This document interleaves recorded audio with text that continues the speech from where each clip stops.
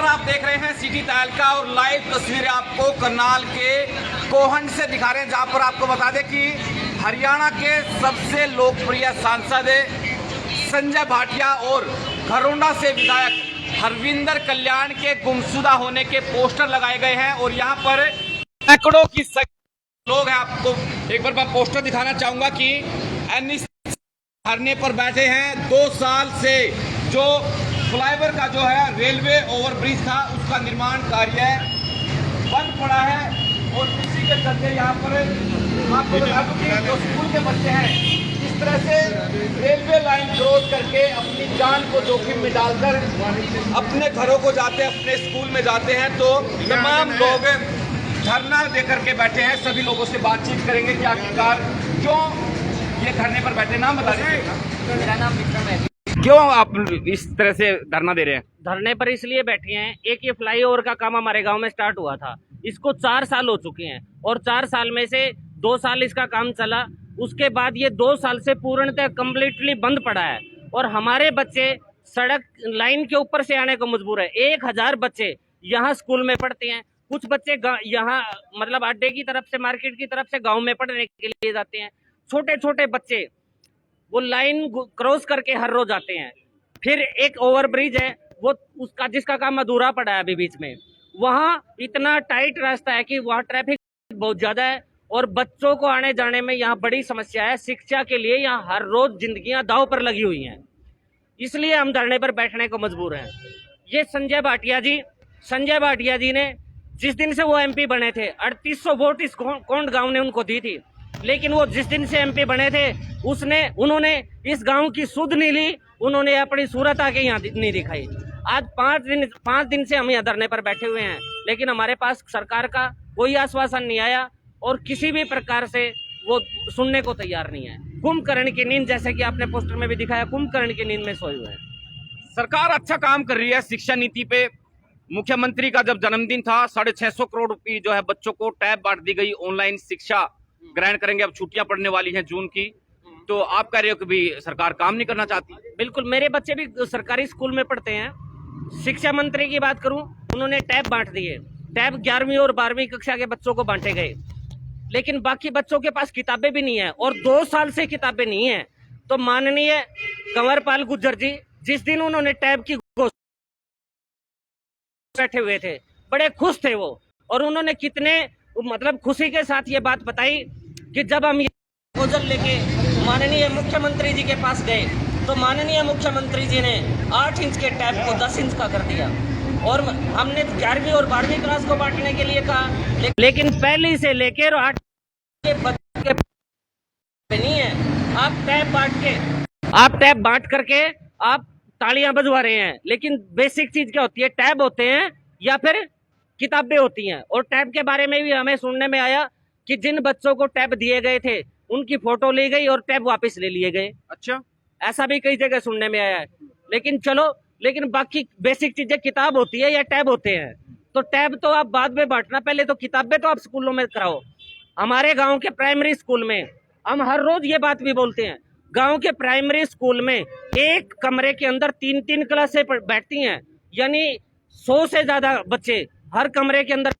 और इमारत है स्कूल की वो इतनी पुरानी हो चुकी है, जर्जर हो चुकी है, वहां बैठने के लिए मतलब वो कभी भी वो बिल्डिंग जो है वो गिर सकती है, ये विकास है। और लोग हैं यहाँ पे, उनसे भी जानने की कोशिश करेंगे। क्या इस तरह से धरने पर बैठ के कुछ आपने अधिकारियों से बात की हो, प्रशासन से बात की हो, सांसद से या विधायक से? नहीं, बात तो की है, वो आश्वासन देते रहते हैं वो भाई बन जाएगा, सब्र करो, बन जाएगा। काफ़ी लोग गांव के गए वहाँ पे कहने के लिए, तो अभी कुछ खाली आश्वासन देते हैं, काम नहीं हो रहा है। दूसरा कि मेरा हॉस्पिटल है माता कलावती फाटक के पारे बिल्कुल ही, तो 3-3.5 साल हो गए बंद पड़ा है बिल्कुल। करोड़ों रुपये नुकसान हो गया हमारा। जो यहाँ पे जन स्वच्छता की सेवाएं थी सारी ठप हो गई हमारे। तो मैंने जो है ना ये अपनी माँ के नाम कलावती के नाम से जो हॉस्पिटल खुला था मैंने, कि किसी का यहाँ पे एक्सीडेंट में कोई काम हो जाए, नुकसान हो जाए किसी को, उसको फायदा हो जाए। कुछ लोग थे, दुकानदार थे, हमने उनसे बात की, वो कह रहे कि भाई खांसी जुकाम दमा टाइप भी हो गया, क्योंकि लंबे से आवाज जो है लोगों की बदल गई है। ऐसा है सबसे पहले तो मैं आपका धन्यवाद करता हूँ पत्रकार महोदय कि आपने हमारी परेशानी, हमारी समस्या को समझा और हमारे बीच में आए। देखिए, सोशल मीडिया एक ऐसा साधन है, आज आप अपनी बात को कह सकते हो। बहुत बहुत धन्यवाद मैं आपका करता हूँ। और जो बात आपने कही है ये बिल्कुल सच्ची बात है। सारे के सारे दुकानदार बीमार हो चुके हैं। मेरे बिल्कुल घर के बराबर में ही मेडिकल स्टोर की दुकान है, वहाँ मैं देखता हूँ इतने पेशेंट जो है दमे खांसी के आते हैं, जिनको मतलब वो मेरी ख्याल से जैसे घर से आते हैं ना, काफ़ी मिट्टी खा जाती है, इतनी मिट्टी उड़ती है जिसका कोई हिसाब नहीं। आज सरकार ने इतना बड़ा नाश ये कहूँगा मैं कर दिया कि गरीब आदमी जिन्होंने बेचारों ने दुकानें ले रखी थी, 40-40 लाख रुपए की दुकान थी, वो आज 5 लाख रुपए की दुकान नहीं रही। उन लोगों को ये मिनी ग्राउंडा इसको बोलते थे यहाँ पे, इस मार्केट को। जबरदस्त दुकानें थी भाई साहब यहाँ पे, उनकी 20-20, 30-30 हजार रुपए की सेल थी, 2-2, 4-4 हजार रुपए की सेल रहेगी। आज जब ये कहा गया था कि ये पुल जो है 2 साल के अंदर बन के तैयार हो जाएगा, उन दुकानदारों ने एडजस्ट करा, भाई चलो कोई बात नहीं। उन्होंने बेचारों ने इंतजार करा, 2 के आज 4 साल हो गए और अब तक भी ये नहीं पता कि ये बनेगा या नहीं बनेगा। एक पत्रकार भाई ने एसडीओ से पूछा, आज दैनिक भास्कर में था, कि ये पुल बनेगा, कब बनेगा, कैसे बनेगा, क्या होगा। वो ये कहता जी अभी तो हमारे पास इसकी अप्रूवल नहीं आई। तो भाई इतना सारा जो पुल बना के खड़ा कर दिया वो बगैर अप्रूवल के था। ये पहले अप्रूवल, वो अब ये कहते हैं कि जो अप्रूवल आई थी उसके अनुसार इसको बना रहे थे, 80% जो है बना दिया था। कहते हैं इसमें चेंज करूंगा, तो क्या चेंज करेंगे, हमारी तो समझ में ही नहीं आ रही। कब इसको चेंज करेंगे, कब इसका फिर दोबारा एस्टिमेट बनेगा, कब इसके पैसे आएंगे। ये तो हमारे जान को ऐसा नासूर जो है गांव कोंड के लिए बना दिया, कोंड का सत्यानाश कर दिया। ये सब पता नहीं किस बात की सजा दी है। अगर किसी को सजा देते हैं ना तो ये पूछते, कहते हैं भाई तेरे को इस चीज की सजा दी है हमने और इतने दिन की सजा दी है। हमें तो यही नहीं पता किस चीज की सजा है और कितने दिन की सजा है। गांव कोंड का तो भाई साहब पत्रकार महोदय नाश हो चुका। यहाँ तो आने का रास्ता नहीं, जाने का रास्ता नहीं, क्या होगा क्या नहीं होगा। ये लगातार आपने कब तक करने वाले हैं? जब तक सरकार नहीं तब तक ये अनिश्चितकाल रहेगा। यहाँ तो पक्ष और विपक्ष सभी सोए हुए हैं। या तो हमारी इस हल्के में वोट नहीं मान रहे या मैं आदमी नहीं मान रहे। और ये हल्के का सबसे बड़ा गाँव है, लेकिन कोई अहमियत नहीं समझ रहा। विपक्ष भी अब इस बात को जो है मुद्दा ही नहीं मान रहा। तो इसलिए जो है यही गुजारिश है कि इसकी तरफ जल्दी ध्यान।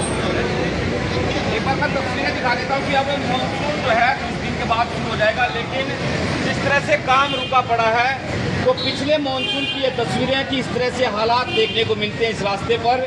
और यहाँ पर खासकर दूसरी खबर हम आपको दिखाएंगे कि किस तरह से इतने गंदे रास्ते से इस तरह से जान जोखिम में डाल करके रेलवे लाइन को जो बच्चे हैं, स्कूली बच्चे हैं, पार करते हैं। वो तस्वीरें हम आपको सीडी तालिका के माध्यम से दिखाएंगे। अगर सांसद महोदय और सरकार का कोई नुमाइंदा है, कोई अधिकारी है, खरोटा से विधायक है, इन तस्वीरों को देख रहा है तो इन लोगों की सुने, सूद ले इनकी, परेशान है, खासकर ये अपने बच्चों को लेकर के इनकी सरकार की। लेकिन ये जो मूलभूत जो है सुविधाएं हैं वो चाहते हैं सरकार से।